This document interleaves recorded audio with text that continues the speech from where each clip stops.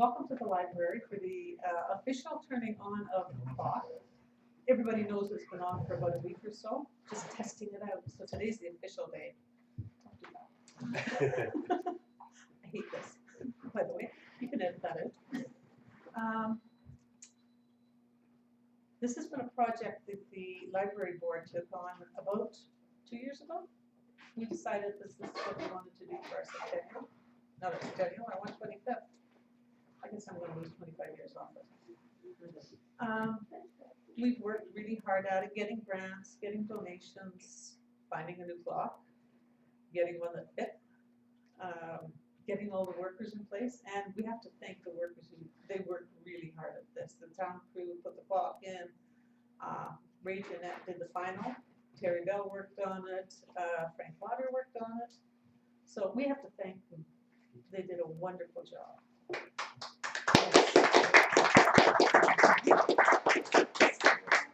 And if you'll notice, there's now the clock now has a light on it. So at night it's lit up, which is lovely. We never had that when we were kids. And we always knew when we had to be home because of that darn clock. This is our new bags with the new logo for the 125th. And our Dewey. We like our Dewey. Not all our workers like getting dressed up as him, but we like it. What's this for? Oh, right. Ray, could you come up, please? Ray did an awful lot of work. Like, you mean, he put in the majority of the work. And we just have this, and there's a little gift in there for you. Thank you very much. Thank you. Much appreciated. You did a wonderful job.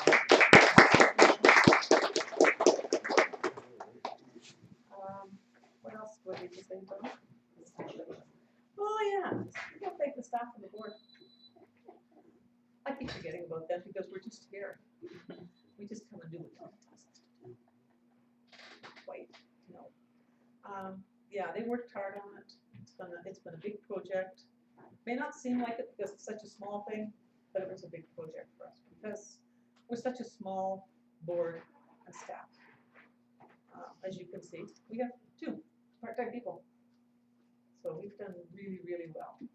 Donna especially has worked so hard on this. She's put in untold hours, unpaid hours, just finding everything, getting all the information, finding the whole thing. So thank you very much, Dawn. We appreciate it. And a thank you to the board, the rest of the board and the staff. It's been we put in a few hours. We learned how to do a luncheon, which we'd never done before. So we did 2 of them last year. Yeah, that was different. Very good. Linda and I organized the first one and didn't know what we were doing, but it was a success because we made money on it. And then the second one, well, we did well on that too during Heritage Week. And that money that we made went towards the clock. So we've had quite a few fundraisers.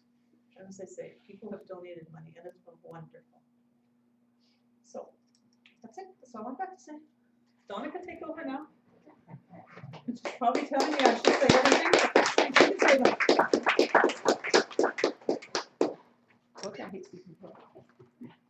I just wanted to thank all the volunteers and all the people who donated towards the clock. And also we did receive a couple of small grants to help us with the clock as well, and some of our Scriber Heritage Days activities in our 125th, and that was the Building Communities grant and also the Canada 150 grant. So without their help, I think it would have been a little more difficult for us to get this all together. So we're pretty excited because we have a grant to the Canada 150 that was announced a few weeks ago. And that's going to help us with our library upgrade and renovations. So part of some of those changes have been the front door. We were able to make it more accessible. And of course the clock was part of that. And hopefully we'll be replacing windows and get new carpeting, and we'll rearrange the library a bit and new paint. So those are all things that will help to revitalize the downtown of Scarborough. And also I wanted to thank Brittany for all her help with the banners and the design, logo design as well, and the book bags and all the marketing and PR and the posters, as well as our staff, Linda Williamson and David Costa. And our summer students were also very helpful with all of our activities as well this year. It's hard to believe that the library is 125 years old. I mean, I think that's awesome. We started off as the Mechanics Institute. I think Thunder Bay beat us by 2 years. I think we're almost the oldest library, but pretty close. And I think that's pretty amazing for a small community to be that dedicated and that supportive to a library. Our library has certainly evolved over the years. I mean, we had big changes with the technology. Our computer cap site has made lots of changes. We're automated now. People can access our resources online. We have our collection that, our local history collection that's digitized. That was a big project that we worked with the Rail Museum and the Terrace Bay Public Library and the Nippican Public Library, and that's called Along the Shoreline. So those are resources that people are utilizing fairly well. They're very, very popular. And of course we have our, other kinds of resources and services that are available in the library. We have lots of programming, and we have, we support quilting groups and our art club. And those are all things that really help to enhance our community. And hopefully we will be able to continue with our services and with our new upgrade, possibly do even more, offer more programming. That's the hope here in the library. Okay, so I want to introduce Ken Hamm and Heather. And Heather's going to do just a very short poetry reading. And Ken, he's quite well known. He's a blues artist, acoustic guitar, and he's won a lot of awards, the Juno Award, and he's been nominated for Recording of the Year, several times for Best Acoustic Act of the Year by the Toronto Blues Society. And he was raised in Thunder Bay, and that's where I first kind of met him in the 70s. He was part of the Bay Street Blues Band. And I remember him coming to visit us here in Scarborough one day, and my daughter had a little Mickey Mouse plastic guitar, and we were astounded at what he could do with this little plastic guitar, and that's true talent. So anyways, I'm going to pass it over to Heather and Ken, and thank you for coming.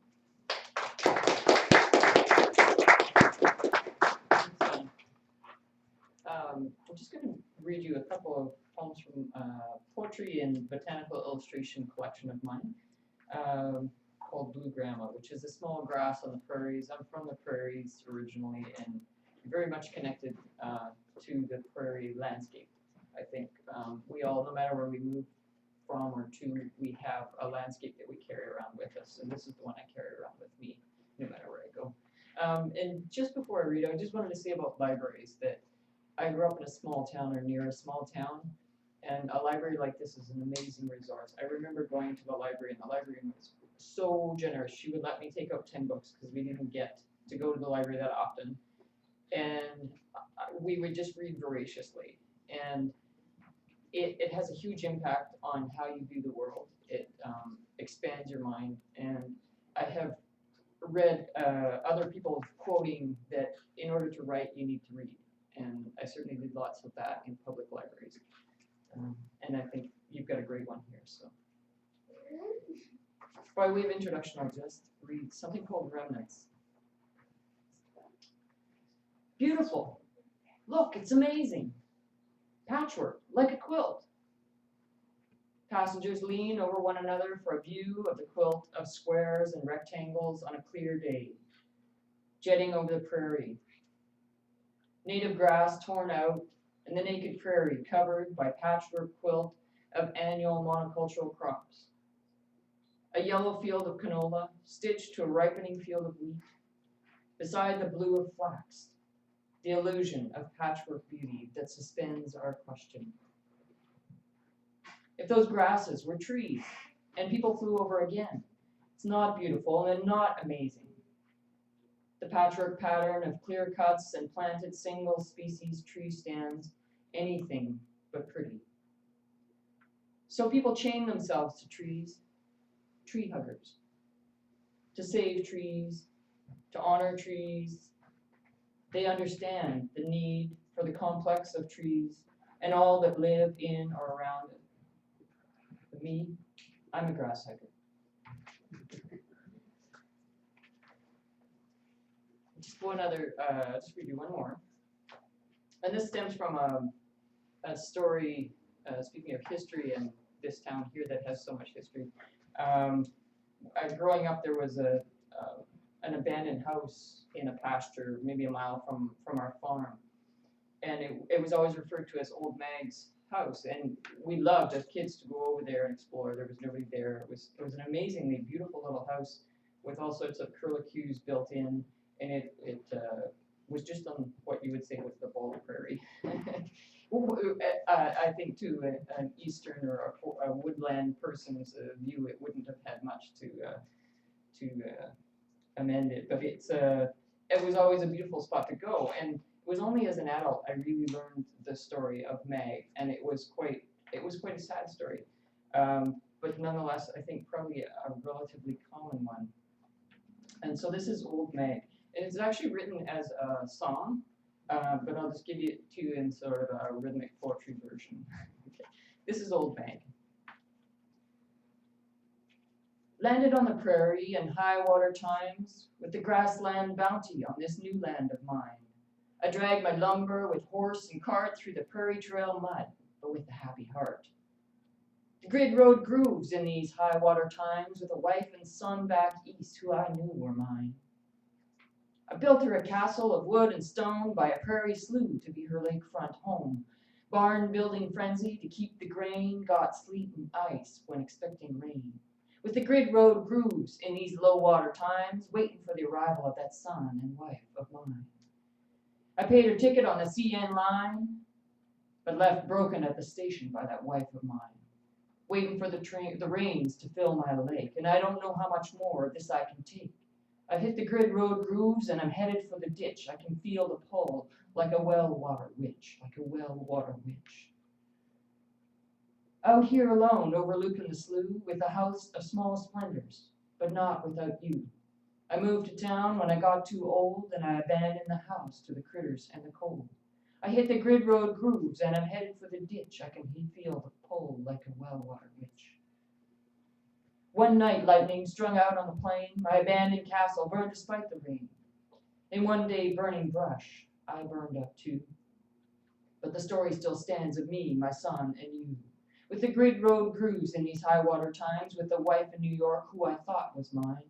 Hit the grid road grooves and I'm headed for the ditch. I can feel the pull like a well-water witch. That's Old Mag. Thank you. And now, the main feature, and the guy who can actually, this is what Donna said about the Mickey Mouse guitar is true. I travel with him lots of times, and he will pick up a guitar, and people think, that's just an old junker, and then he plays it, and then they think, hey, I might buy that one. And I want to warn them, but I don't. It might not sound the same when they put their hands up. Here's Ken Hamm. Hello.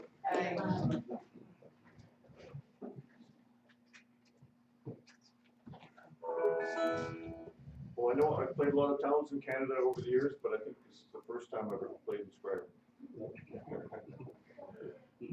might be wrong, but I think so. Played in Nippigan last night and played Thunder Bay tomorrow. I've actually got quite a connection to this part of the world. We have a camp at the mouth of the Cypress River. And, visiting that place since the 1950s. And we even have some distant relatives here in Square, but I'm not sure. The Birches, maybe.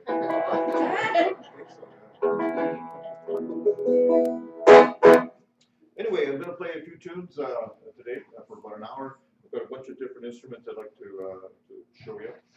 This first one I'm gonna play a few tunes on. It's quite loud.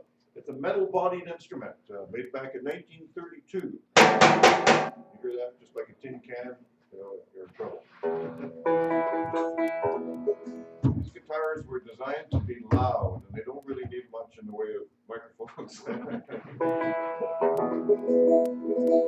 I'll try not to be too loud here. I know it's a library. Heather was talking about how important libraries were to her as a child, and also to myself. I grew up in a logging camp on the Black Sturgeon River a long time ago, back in the 50s. And they had a library bus would come up about once a month and change all the books. We just had a single bookshelf in the one-room schoolhouse that I was going to. The one-room schoolhouse had 7 grades in it, and one teacher. It was quite something. Great way to grow up. That's where I learned my love of reading for sure. Was right there.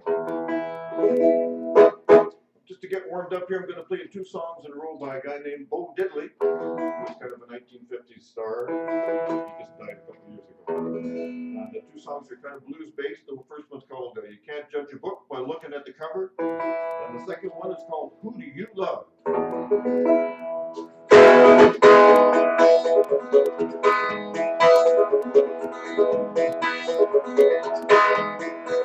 You can't judge a honey bun, oh looking at a bee. Can't judge an apple now by looking at a tree.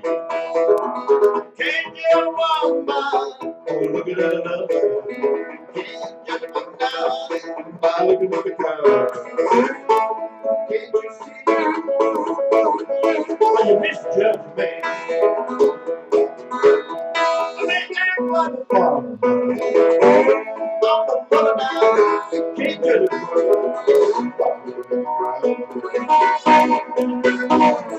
Can't judge a fish by looking at a pond. Can't judge it right now by looking at a mom. Can't judge a sister now by looking at a brother. Can't judge a book now by looking at the cover. Can't you see? When you misjudge me, I may act like a farmer. I'm a lover. I can't judge you by looking at the walk 47 miles of barbed wire, use a cobra snake for an necktie, got a random house on the roadside, made up and stay high. Little bit of chimney up on top, man, got a human skull now. Come on, baby, take a walk with me, all you. Tell me who you love. Who do you love? Who do you love? Heaven only took me by my hand, said, hey, but did you understand? Who do you love?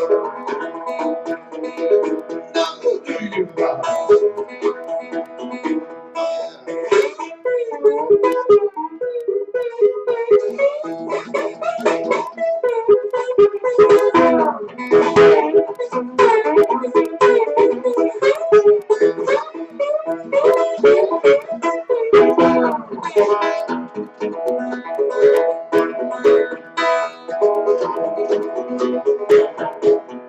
Now you can't judge a honey pie, oh looking at a bee. Can't judge an apple by looking at a tree. Can't judge a woman by looking at can't judge a mouse by looking at a girl. Can't you see? When you misjudge me, I may act like a farmer, but I'm a lover now. Can't judge a book by looking at the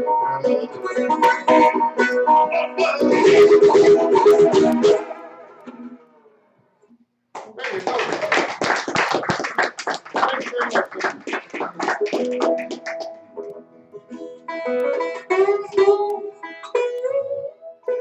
I'm going to do kind of a quiet tune now. This is one called Fire Eyes. And for many years, years, I made my living not just as a musician, but doing other things as well.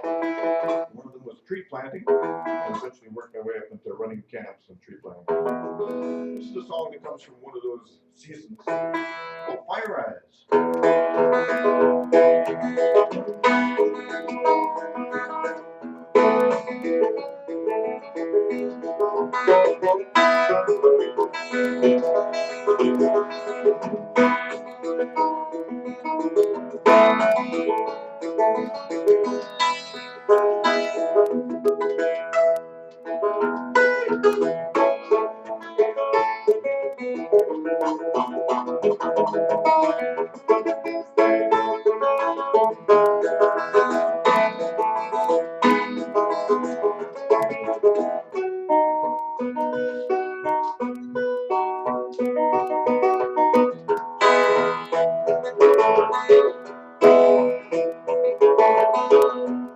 Now there's something that I have to tell you.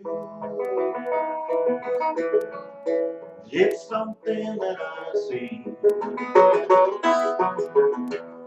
and it really shouldn't be no problem. I know it's not to me. I'll tell you why. I can't tell you lies. Yes, I've noticed you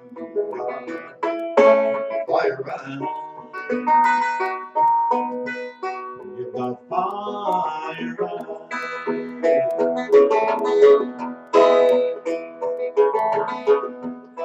Yes, the fire eyes is something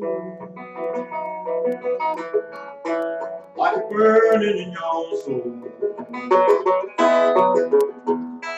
Not everyone can see them,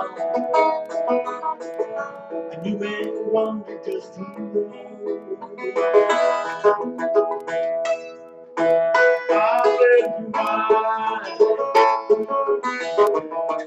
I can't tell you lies. Yes, I know it's you. Fire eyes. You got fire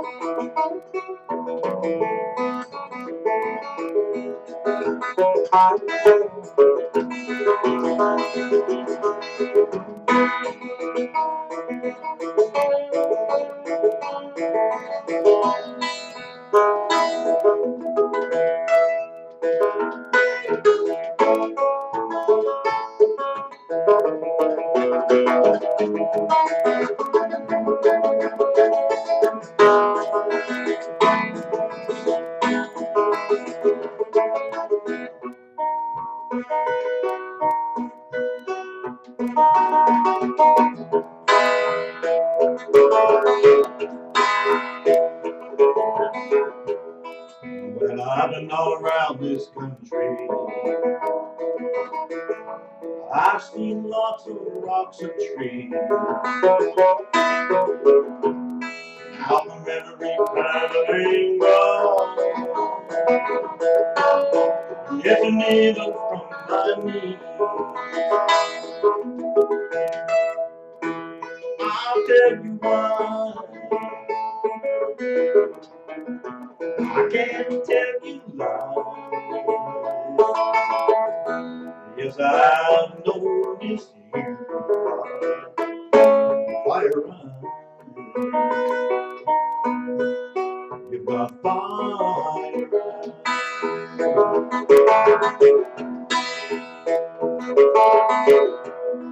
Now there's something that I have to tell you,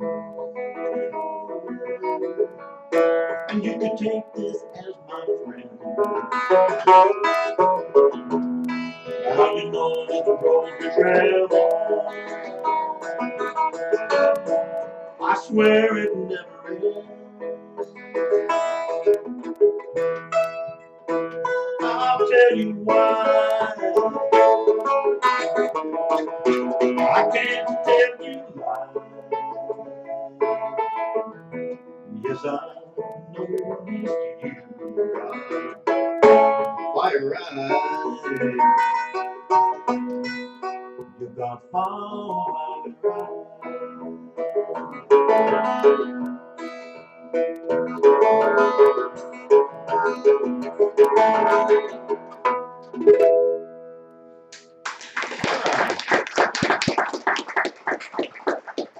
All right, thank you very much. Go back to the blues here now. We'll go bouncing back and forth, I think, for the hour. Next one's a fairly energetic blues tune. It's called The Walking Blues, and it's written by a fellow named Robert Johnson. Now, Robert Johnson, if you're a blues fan, that'd be somebody you'd know about instantly. But if you don't know about Robert Johnson, I can tell you he kind of had a short life. He died before he was even 30 years old, and I think he was poisoned to death at some kind of social function he was performing at. The fellow who ran the place apparently thought he was after his wife or something. One of those mixed up situations. But Robert didn't live to get through it. At that point, he recorded, I believe, 27 songs in 2 different recording sessions, and every one of those songs is still in circulation today. People are still singing all of his music, and you can't say that about too many songs. This one's called The Walking Blues.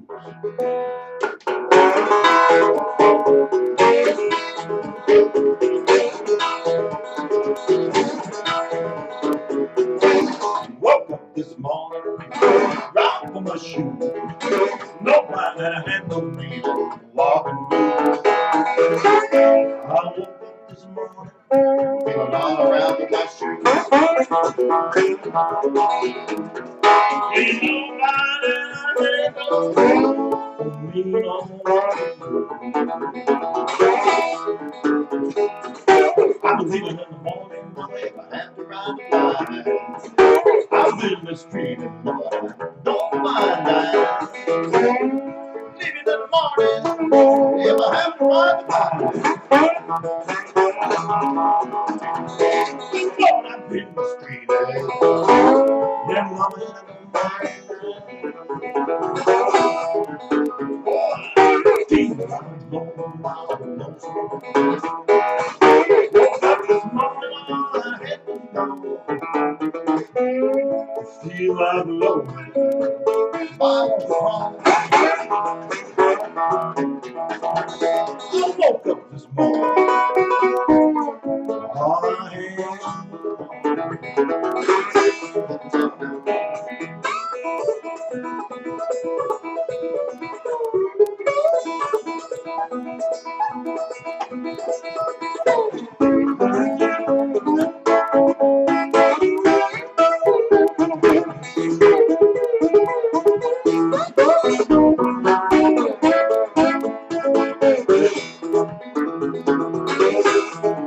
Well, I wake up on the mountain. Now just as far as my eyes can see, I went up on the mountain. As far as my eyes can see. Walk in the valley, got my home in the tree. He's walking the river runs to the ocean, and the ocean runs to the sea. If I don't find my baby, Lord, they're gonna bury me. River runs to the ocean, ocean runs to the sea. If I don't find my baby, they're gonna bury me. Yeah, I woke up this morning, out of my shoes. Nobody had the niggas walking me. I woke up this morning, feeling all around my shoes. We nobody had me all along.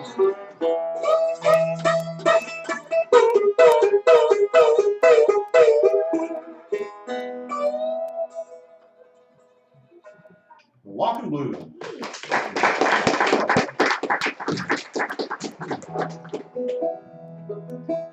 Now, as I was saying earlier, sometimes you have to take on other jobs when you want to make that career out of being a musician. I had to do other things. I've done a lot of different things. One of the things I had done was work as a deckhand out in the Pacific Ocean on a salmon trolling boat, and that was quite an adventure. This is back in the 1970s.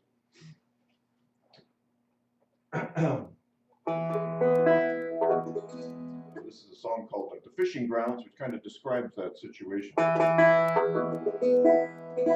an easy way to make a living working as a deckhand. And I discovered pretty quickly that I had no sea legs at all. So a lot of good food went over the side of the boat. This is called The Fishing Grounds. What we were fishing for was the big salmon, the one that are called spring salmon or king salmon. And locally they're called smileys out there on the west coast because they kind of get this sort of idiotic grin look to them as they get older. These fish get pretty big. We had some 60-pounders that we caught that summer. Not enough of them, unfortunately. And we fished a lot around a place called Hippa Island. So you'll hear terms like Hippa Island in the song. There's another term in the song I should probably explain. It's pigs. Now, lots of things are called pigs, including the little animal. And but a pig to a fisherman is a giant slab of styrofoam which has a little rudder on it. And you get different pigs depending on where you want your lines to sit out in the water. And we had 10 lines in the water and 10 lures on each line. So we had 100 lures in the water all at one time. The poor fish hardly had a chance. But a pig is like a giant bobber. And if the pig starts bouncing in the air, well, it's pretty rough out there. You probably knew that already. Anyway, here's the fishing ground.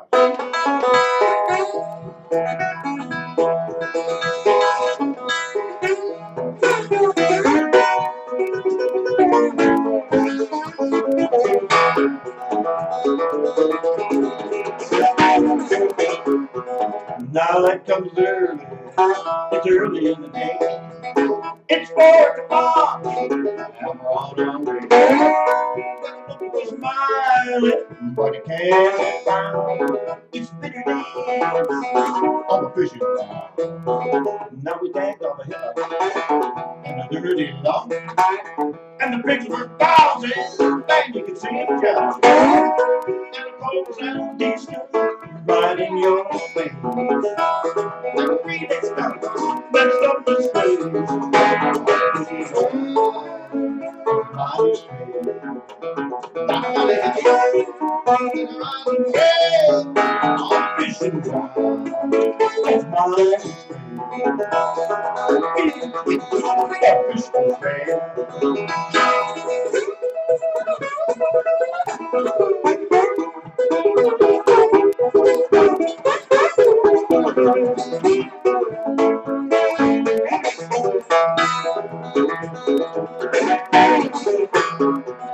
Now we fished it low, we fished it deep, and a medium red, now that's our only key. I had a 30-pound with the real things.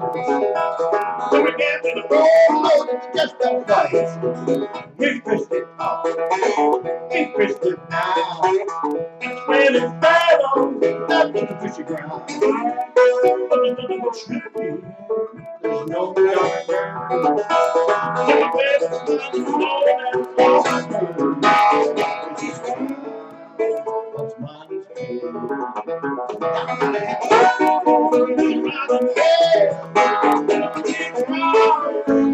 Mine is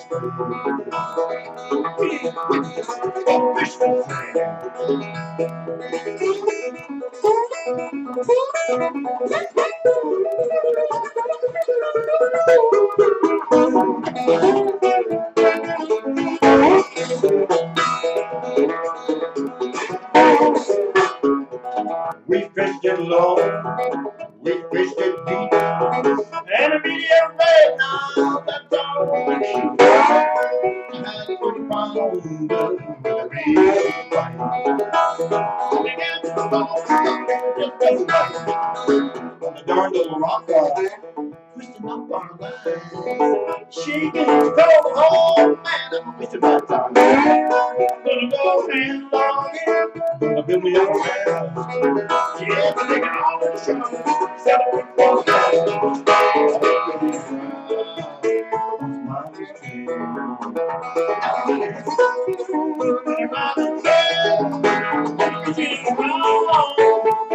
All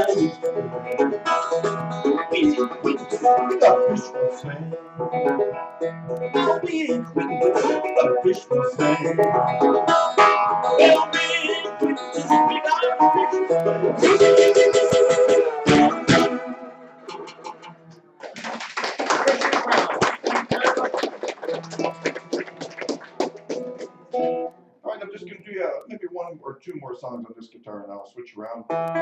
Here's a song by a man named Lead Belly, and this is a song called The Bourgeois Blues.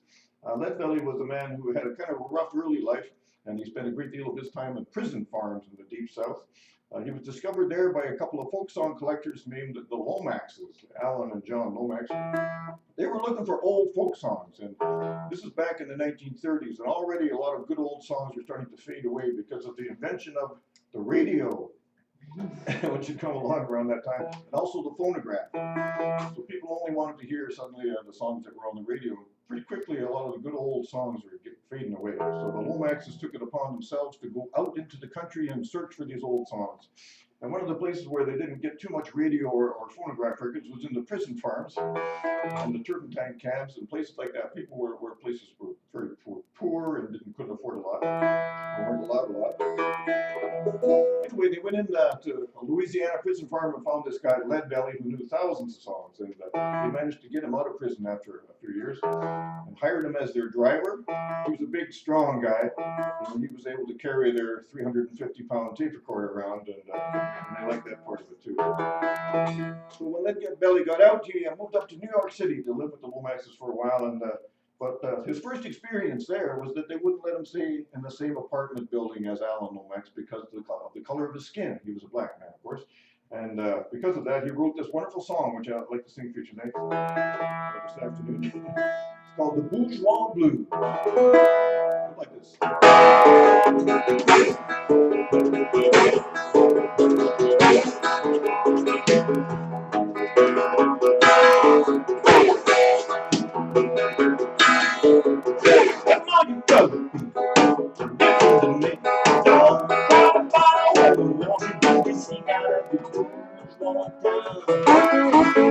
It's a football town. News all around. Yeah, me and my mother standing on the stairs. White man said, "I'm gonna keep the wheel in the football town." It's a football town. Got the blues, got the news all around.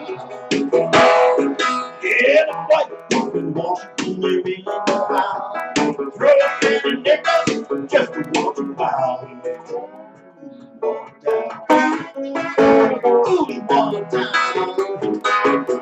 Every people knew, every knew all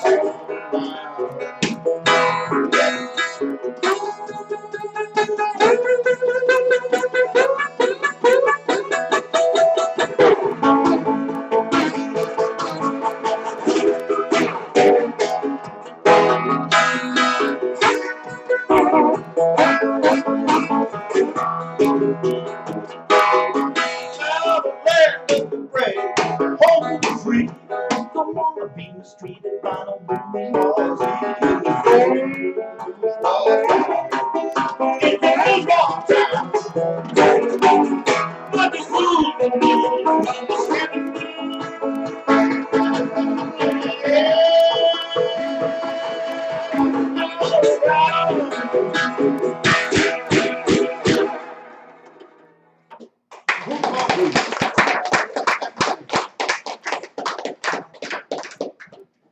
That was loud, eh?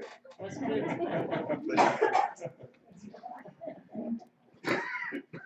Oh, loud can be good sometimes, I guess.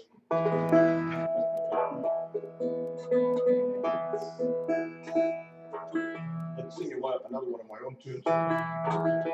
This one's called The Intertidal Zone. Now, when my career as a deckhand came to an end, I think I worked I think I worked 3 or 4 months before I paid off my deckhand license, which at that point was a $10 item. It wasn't a great fishing year, you can tell that. Anyway, I wound my way down the coast of BC there. And I ended up in a little town called Lund, where I had a gig playing some music in a local pub there. And one morning I got up and I went outside on the roof of the building, oddly enough, where my room was facing. I picked up my guitar and went out there for my morning coffee. This song just kind of popped into my head. It's called The Intertidal Zone, and it sort of explains how life was back in this little town of Lund back in the day when I wrote this song, which was back in the 70s. It's completely changed now, so this is kind of a visit to the past.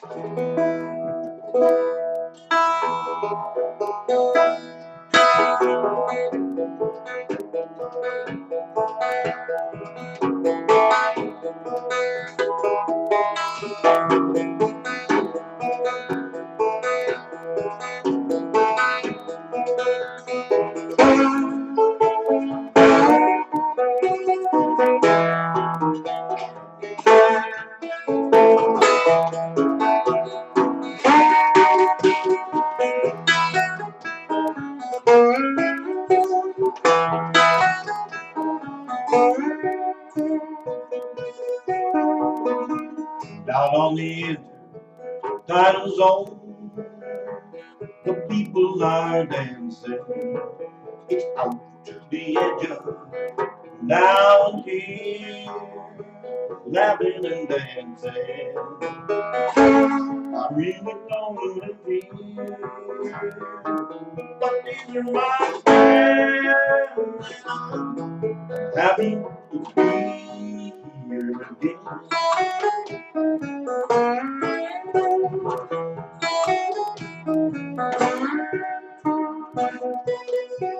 You know I don't mind starlight, jet black nights, when the rain comes away, dark floodlights, black on white, on my table. I really don't live here,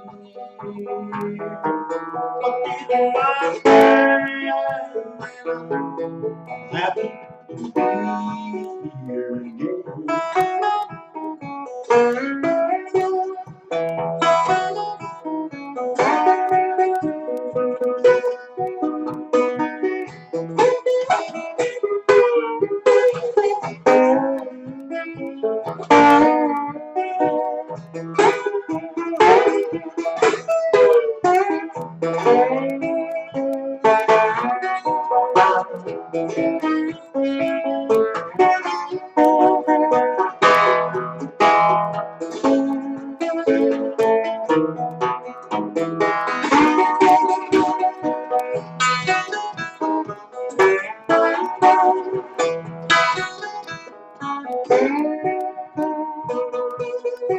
Now tell me where do we go when the inn shuts down? Well, over yonder to that boardwalk shack haunts that sound. I think I wonder, I really don't live here.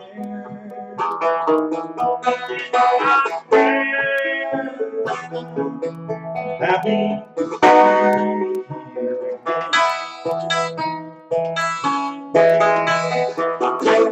I really can't stay here. Sorry to say, I'm happy to be here today.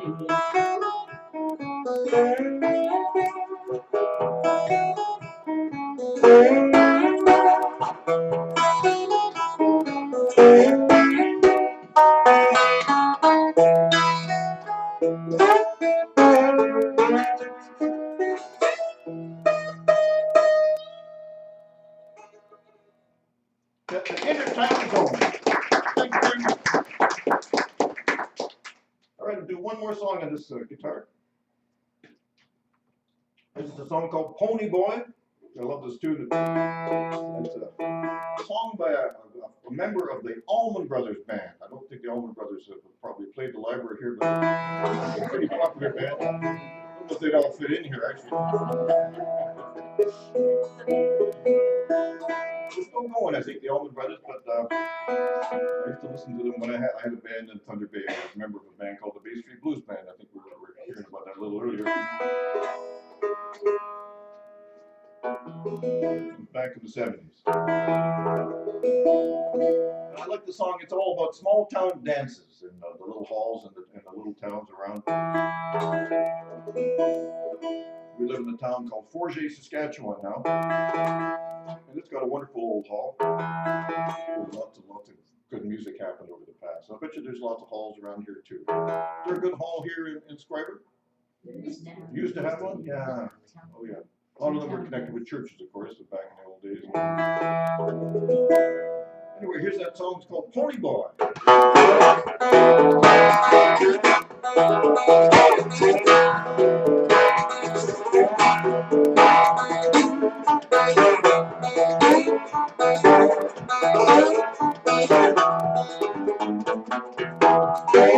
Don't you worry for me, I'm alright. Long as I'm having a natural good time. Walking for the money, working me all day. There ain't nobody gonna tell me that's a crime. When morning comes, time to go. Morning boy carry me home. Yes, morning boy carry me home.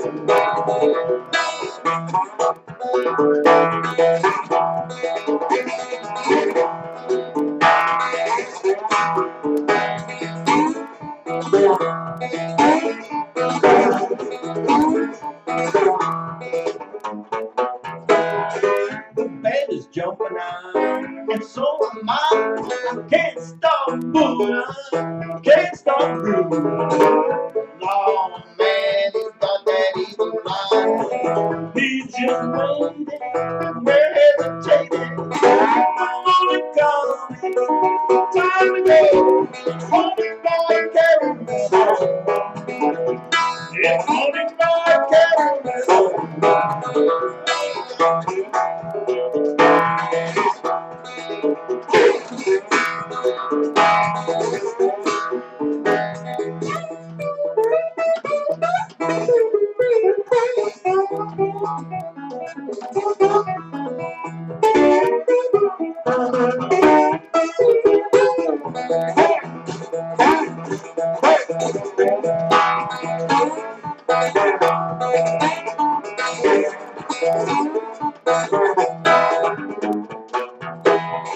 Now look out the window now beside that tree.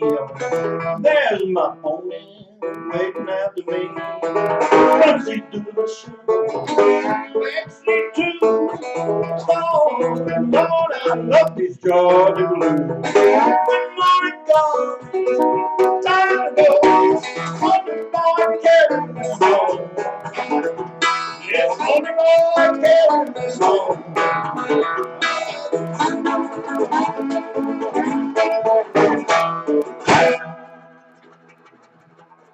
That's Pony Boy. Thank you very much. I'm going to play a little banjo now for a couple of songs. Where's my banjo?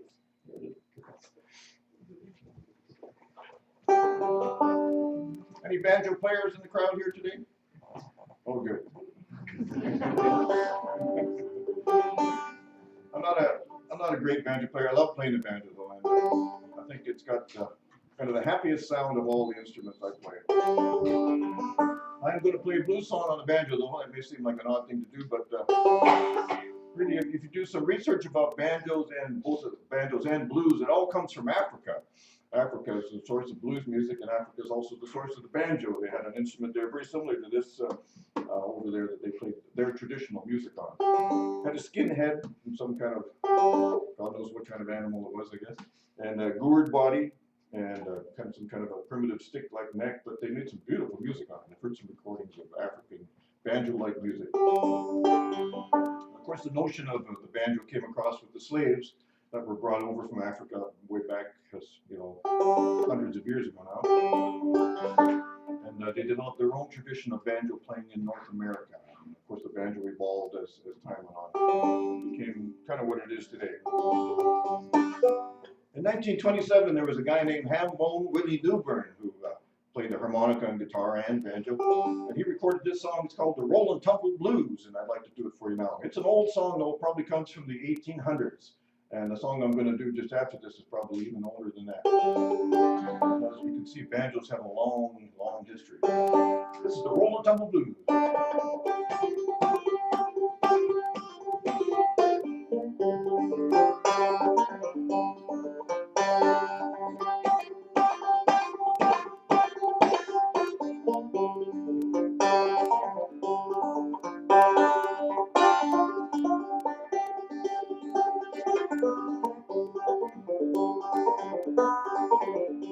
I roll and I tumble, I cry the whole night long.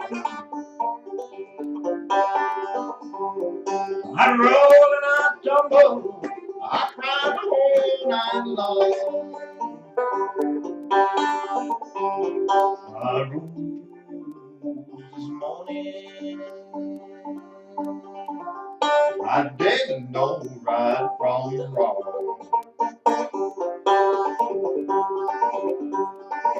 Now did you ever wake up and find you don't know God?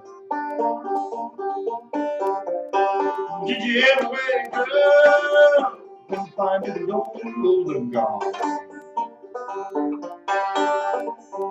Now you wring your hands, you cry the whole night long.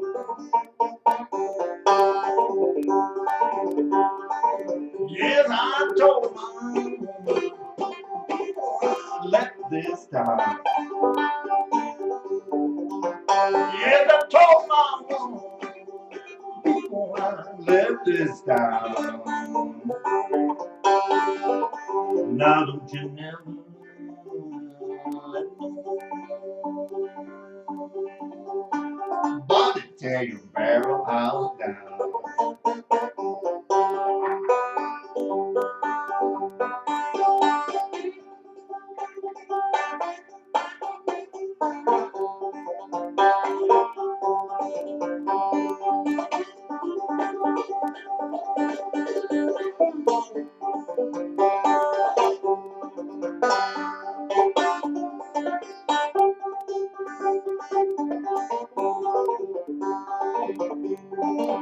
I had to fold my arms and slowly walk away.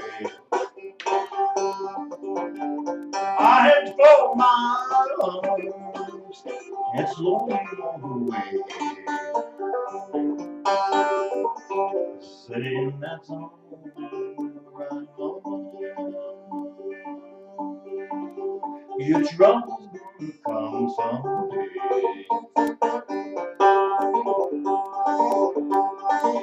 Well, I'm rolling, I tumble, I cry the whole night long.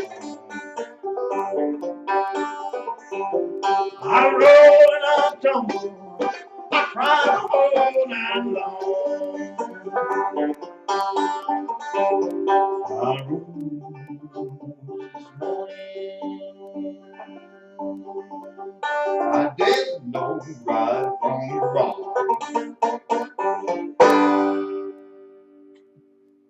I roll and I tumble. Now the next tune I'd like to do for you is written, actually it wasn't written, it was performed by Elizabeth Cotton. And Elizabeth Cotton was a black woman who played guitar and banjo and was a wonderful songwriter.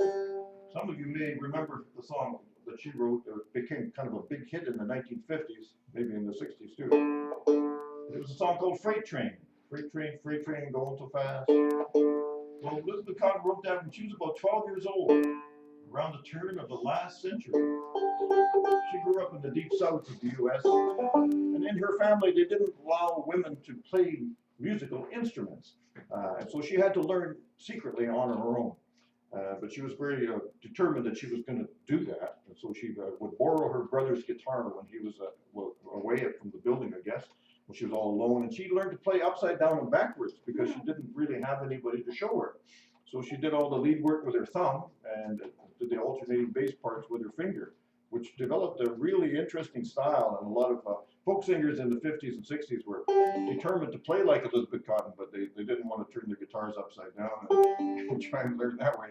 So it was a very difficult thing for them to develop this cotton picking style, it's called, based after Elizabeth Cotton. And this song I'm going to do for you now is called the Spanish Fandango. And it's a song that came from Spain, God knows how long ago, hundreds of years ago probably. And it worked its way through Mexico and up through the deep south. And Elizabeth Cotton learned it as a traditional dance piece. I guess it was the kind of thing that slaves would play for their masters and dances or whatnot back in the day, I guess. And I'm going to throw a little bit of my own ideas towards the end of it, but it starts out much like Elizabeth Cotton did. This is the Spanish Fandango.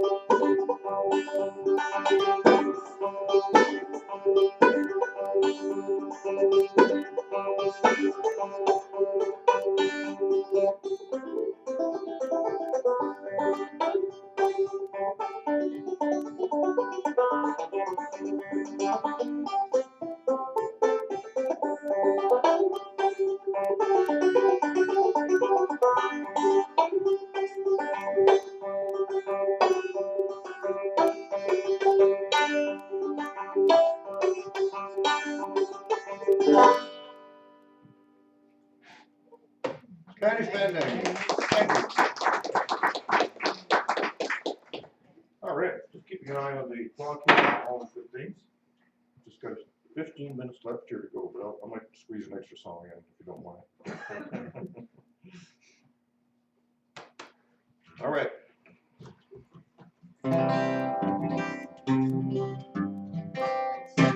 This is a song called The Bad Luck Blues, this one.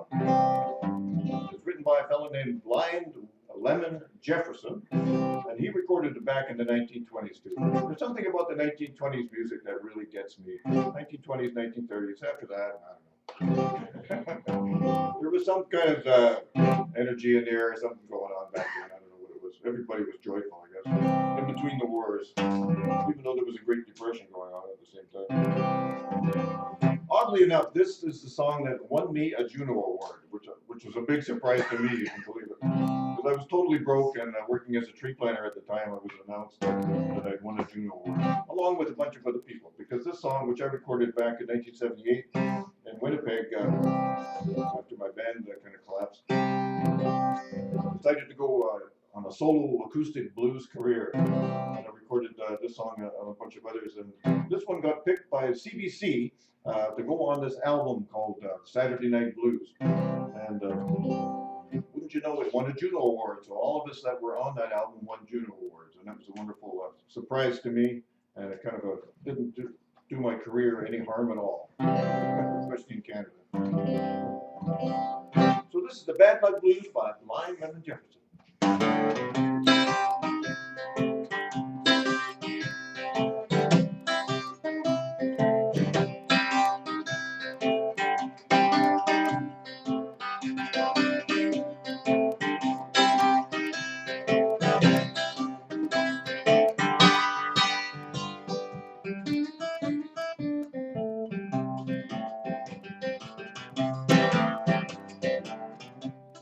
I wanna go home. Ah, mama, but I ain't got sufficient clothes. Doggone my bad luck, so I want to go home, but I ain't got sufficient clothes. But I sold my clothes. Yes, I wanna go home. I ain't got sufficient clothes. My good gal up and left me. Why don't you quit crying? Doggone my bad luck zone. My good gal up and left me. Why don't you quit crying? Boy, you better stop crying. That mother ran off with that long head gal of mine. Now you take the kitty. Oh, mama, I sure would take the Santa Fe. Doggone my bad luck soul. Will you take the Katy? I will take the Santa Fe. Boy, down me the feet. I'm headed down to what you want to call your loving Tennessee.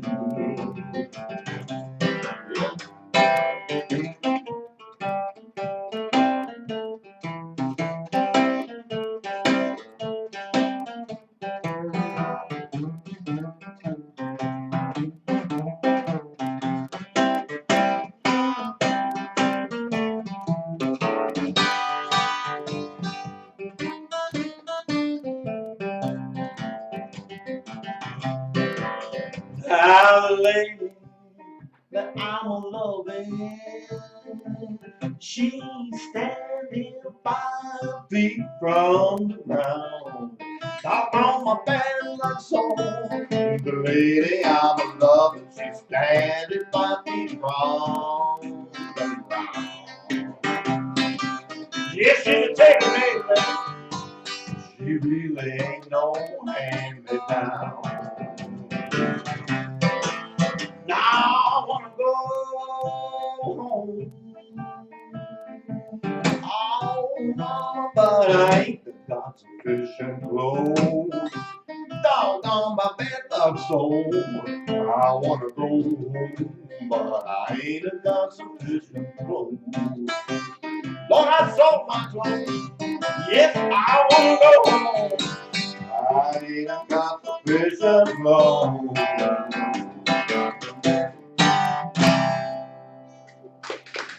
That's a bad luck blues. Thank you very much. I'd like to do a song for you now that I learned because of the library system. I used to, when I was a kid in high school in Thunder Bay, I used to go to the library to do my homework and do a little bit of research. It was kind of a nice, quiet place to go. But one day I was cruising the stacks there and I discovered they had a vinyl record collection that you could take out just like a book. And that just blew my mind. The fact that I couldn't afford to buy albums back in those days, but here was all this wonderful music you could take out from the library, borrow it for a couple of weeks, and then return it. I guess that's still going on. Do you have CDs for sale, or not for sale, but for takeout here? And that was just a big surprise to me because up to that point I thought libraries were only about books, but obviously they're changing. And that was a big deal to me. One day I found an album by an American poet named Carl Sandburg, and he was a folk song collector. And I took that album home and I listened to it a lot, and I learned a song from it. I'd like to do it for you now. It's called Tell Old Bill. It's an old folk song that I guess that was part of the Carl Sandburg family years and years ago. And he put out, I think, 3 collections of folk songs from his family and from his own collection. It was kind of a thing that a lot of people did back in the day. You don't hear about it much anymore. I think a lot of those songs have disappeared completely now. But if it hadn't been for people like Carl Sandburg and the Lomaxes, we wouldn't even know about those songs anymore. They're just part of our history that's disappeared. I'm not sure where he got this song. I know it was part of his family's tradition to sing it, but I'm not sure where it was born. I believe it's from the deep south. It's called Tell Old Bill.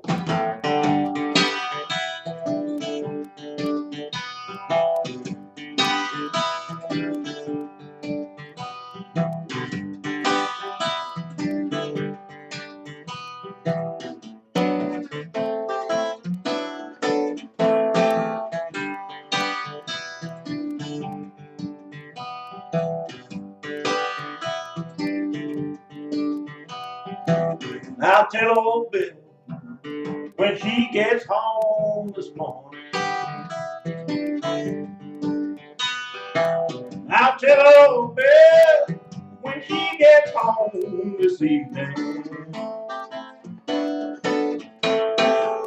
Tell old Bill when he gets home, leave no downtown alone. This morning, this evening, this morning, this evening, this morning, this evening, so soon.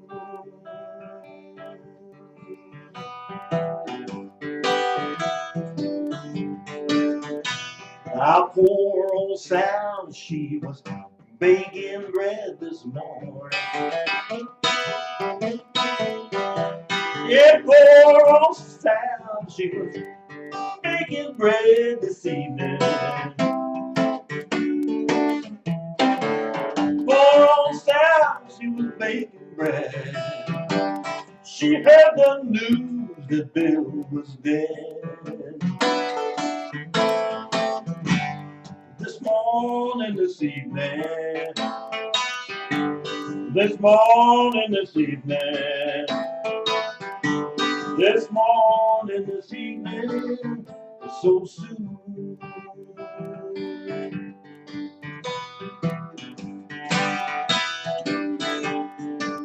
And she said, oh, no, no, well, it can't be sold this morning.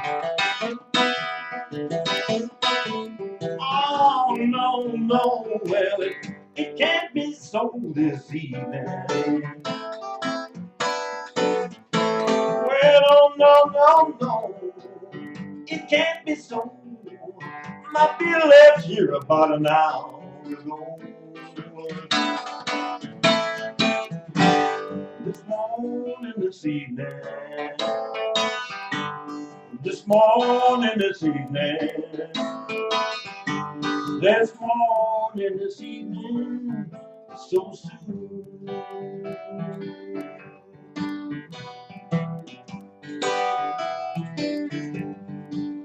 And she said, oh, no, no, well, it just can't be this morning. Oh, no, no, well, it just can't be this evening. Oh, no, no, it just can't be. They got my bill in the first degree. This morning, this evening, this morning, this evening, this morning, this evening, so soon.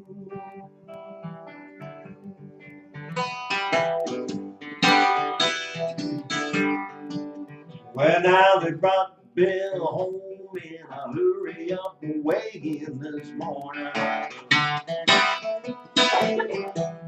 They brought Bill home in a hurry up wagon this evening.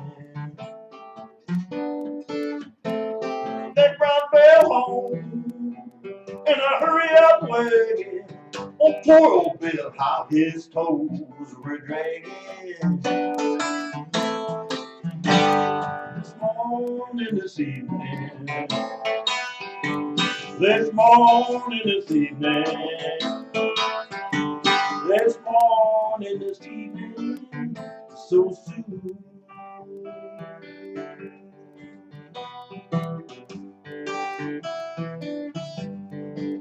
So won't you tell old Bill when he gets home this morning? Tell old Bill.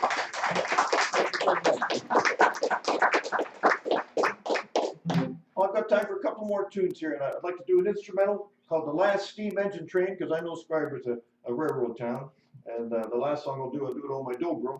It's also a song about railroads, so hopefully that's fitting. This first tune I'm going to do is written by a fellow named John Fahey. John Fahey was a brilliant guitar player. He recorded over 40 albums in his life before he passed away a few years ago. And I used to listen to him when I was just learning to play guitar in Thunder Bay. So he started recording in the late 50s and early 60s, right around the time I first picked up the guitar. And I could never figure out what he was doing. He did a lot of things in altered tunings, and there were no books to tell you about altered tunings back in those days. So we would try and do these impossible finger stretches to achieve what he could do just by changing the tuning of his instrument. This one's called "The Last Steam Engine Train," as I mentioned, and I think it's supposed to imitate a train, or at least evoke the idea of trains. And John was fascinated by trains, and he has many train songs on his albums. And in fact, he recorded a couple of tunes recording train trestles and the kind of sounds they make when the wind blows through them, and then he would add musical, inspirational notes behind that. Kind of the early New Age days, I guess you'd call it. Anyway, this is called "The Last Steam Engine Train."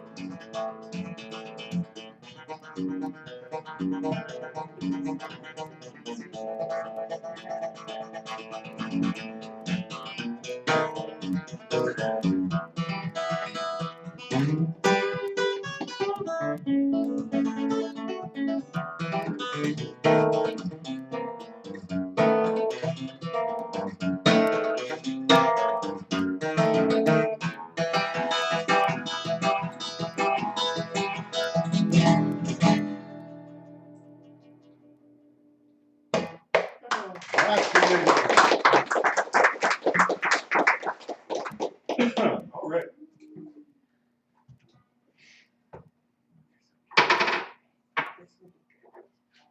This is a song by a fellow named Jimmy Rogers, who was a brakeman on the railroad actually before he became an entertainer. He was a guitar player and a songwriter, and he was the first, I guess you would say nowadays, the first superstar of country music. He sold millions of records back in the 1920s. Some of you may have heard of him, or your parents may have had his records, I'm not sure. My dad knew him, of course, and knew about him anyway. But he was a big influence on people like Hank Snow and that generation of sort of 40s and 50s country players. Also, a fellow named Merle Haggard, you may have heard of. Merle Haggard did a double album set of all Jimmy Rogers songs at one point in his career. He was a big fan of Jimmy Rogers. Jimmy sang from the heart. He was not a real healthy man. He had tuberculosis. And at his last recordings, he had to lie down and rest between each song that he tried to sing. It was kind of a sad way to go. He had a very short career. He only lasted about 5 years in the business, and then he was gone. But his memory lives on, and his songs live on too. Now, this is a song about Depression days. It's called "Waiting for a Train." And it's about the times back in the 20s and 30s when people had to hitchhike or ride trains back and forth across the country, looking for work, looking for handouts, looking for a way to get the next meal, or just to try and make it from day to day until the days got better. So this is called "Waiting for a Train," written by Jimmy Rogers. I'm going to play it on an instrument called the dobro, which admittedly I'm certainly not a master of. I'm still learning to play the dobro, but it's the dobro and the national guitar were made by the same companies. There were two different brothers, the Dopera brothers actually. Their names, they were Czechoslovakian, and dobro in Czechoslovakian means good, apparently. So one brother made the metal-bodied instruments, and the other brother made the wooden ones called the dobros. Apparently there was a white line down the middle of their factory, and on one side they made dobros, the other side they made national. I don't think they were supposed to cross that line. I'm not sure why. You'll probably recognize the sound of a dobro. It's still very popular in especially bluegrass music. Almost all bluegrass bands have a dobro player. So here's "Waiting for a Train."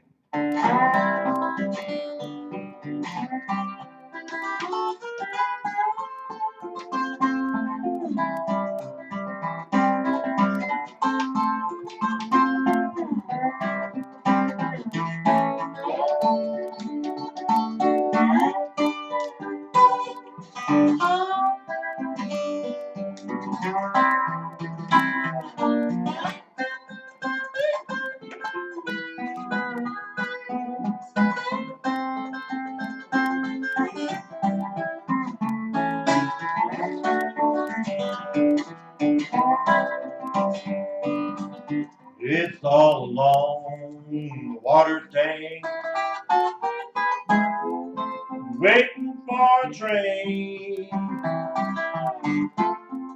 1,000 miles away from home, all sleeping in the rain. I walked up to a brakeman to give him a line of talk, and he said, "If you got money, boy, I can see that you don't walk, but I haven't got a nickel. Not a penny can I show. Well, get off, you railroad ball." He slammed that boxcar door. I did lay home, I did lay home, I did lay.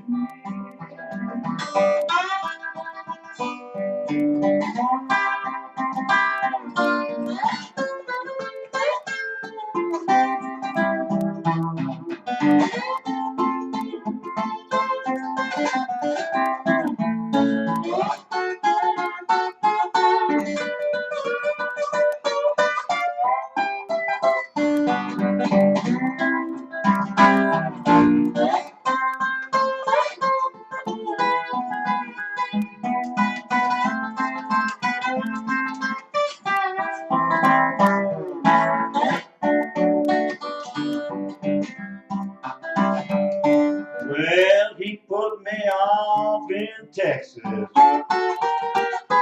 That's the place I dearly love. Wide open spaces all around me, and and the moon and stars above. Nobody seems to want me or to lend me a helping hand. I'm on my way from Frisco Bay, going back to Dixieland. My pocketbook is empty. My heart is full of pain. I'm 1,000 miles away from home, waiting for a train. A diddle-lay-o, a diddle-lay-o, a diddle-lay.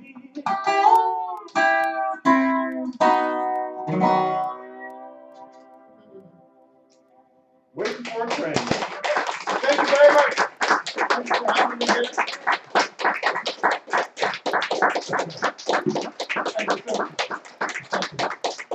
I should mention, just in passing, that I do have some CDs here if anybody's interested. And Heather, have you got any poetry books? Yeah, I've got- yeah, books and cards.